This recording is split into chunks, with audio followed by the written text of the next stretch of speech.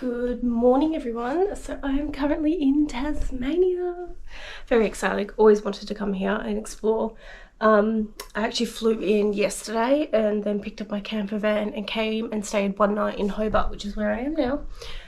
I didn't do anything yesterday except for that, and also get groceries and stuff, all the basic stuff you need to do before a road trip, just because I was so tired. Because I left Christchurch at 6 AM, I had to get up at like 2 AM and then I pretty much didn't sleep till I got back. I literally slept for about 14 hours yesterday. It was nice, it was well needed. But today is the day I actually officially go out and actually start exploring Tassie, which I'm very excited for. So my first stop is down to, is it the Tasman National Park? I don't know if it's pronounced Cape Huey because that's how I want to pronounce it, but I've heard people pronounce it as Cape Hoy. Not sure which one it is, but I'm going down there to do the hike, and then I'm also staying at the campgrounds, which is like 5 minutes from where the trailhead starts. But yeah, it's going to be a lot slower travel for the next 2 weeks than it was in New Zealand, because Tassie's obviously very small, so I don't have to drive very far. I'm going to stop talking now and let's get on with this Tassie road trip. So I've just gotten to the campsite and the trailhead for the walk I'm doing, which starts just down there. Yeah, nice little spot. It only cost me $13 for the night. Let's go hike this walk. Cape Hoy, not Cape Hui, is one of the most popular day hikes in all of the Tasman National Park. This hike can be hiked as part of the Three Capes Walk, which is one of Tasmania's best 4-day hiking trails. Cape Hoy walk will take you around 4 hours to complete, and it is an 8-kilometre return. It does have some steps, but it is mainly flat area through bushland. Most of the steps are at the end of the hike, so you will have to go down them and then up, so just keep that in mind. You can hike this hike at any time of the year. I just do highly recommend that you bring a jumper with you because it does get quite windy at the end of the cape as it is exposed to the elements. I'm almost at the top. Top's just up there. It's taking me probably about just under an hour to get there. There is a lot of steps though, so yeah, I reckon you'll probably do about 4,000 steps on this hike. So just keep that in mind if you don't like steps, but finding it very easy compared to what I've done in New Zealand.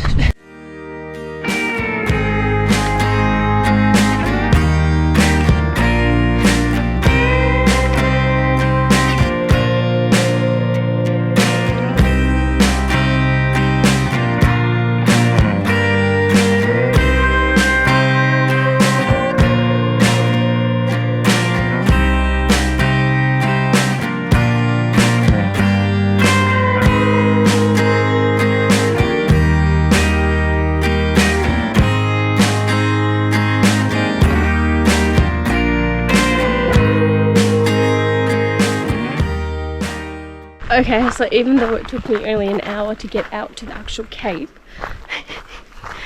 this hike has ended up taking me 4 hours, mainly because I've just stopped and taken photos in so many places.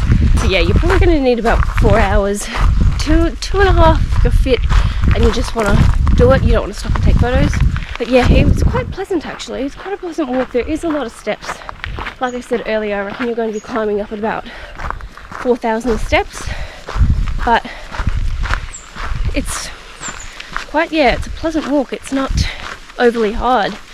Also, probably don't trust me when I say that because, as you guys know, I've just been hiking for 7 weeks in New Zealand. So obviously I've done alpine climbing and everything, so this is probably very easy for me now. It's a nice little hike. You can definitely do it with anyone at any fitness level. So I've just arrived at the car park of the next cape I'm doing. I don't know how to pronounce it, so I'm just going to write it here. This is a 14-kilometre return hike. As you can see, it is a very misty morning, so I'm not sure if I'm actually going to get any views on this hike at all. We'll see, maybe. They say give yourself 5 hours return, so hopefully by midday it's cleared up a little bit. We'll see. Yeah, I've got to go figure out where the fuck the trail head starts because I have no idea.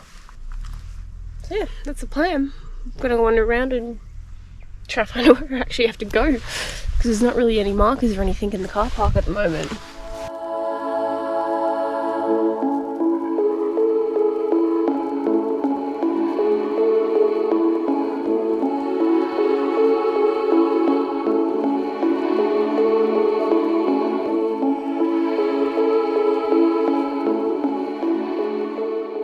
I just got to one of the viewpoints and you cannot see anything off that cliff.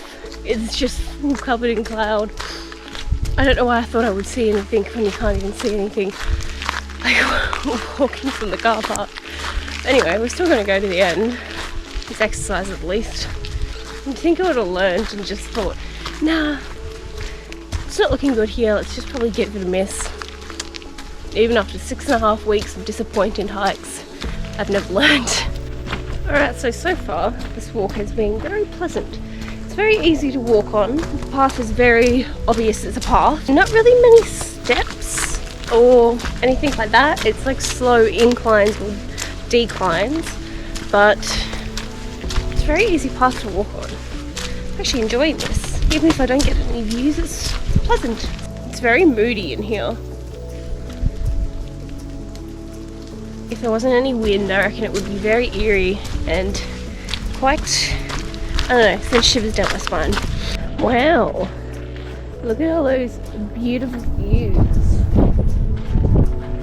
Incredible, stunning, stoked.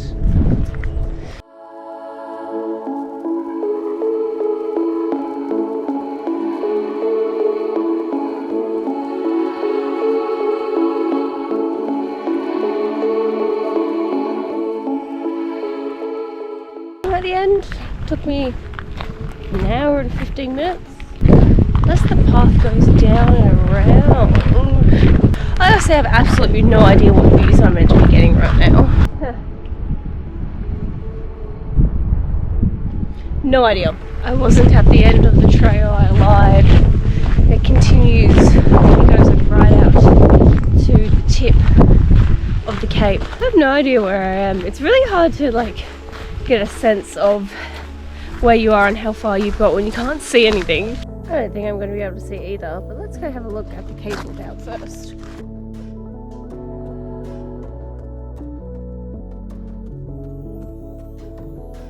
So this is the Cape Lookout. I can kind of slightly see something down there. I'm assuming that's all ocean. There's nothing out there except for ocean. I don't know. Even though this hike hasn't gone to plan, I can definitely see how epic the views would be. Even though I can't see anything, you just know it would be insanely gorgeous out here. Despite not seeing it, I would still recommend coming out here and having a look. It will take you probably about 5 hours to do the full hike. And it is long. It's not hard, it's just long. Probably wouldn't come out here on a really windy day either, or if a storm is predicted, because it's just going to be horrible weather out here, because you're pretty exposed. Now this is another epic fail, but hey, it is what it is. As always guys, if you like my videos, make sure you click the like button and the subscribe button, and follow me along for more Tassie adventures.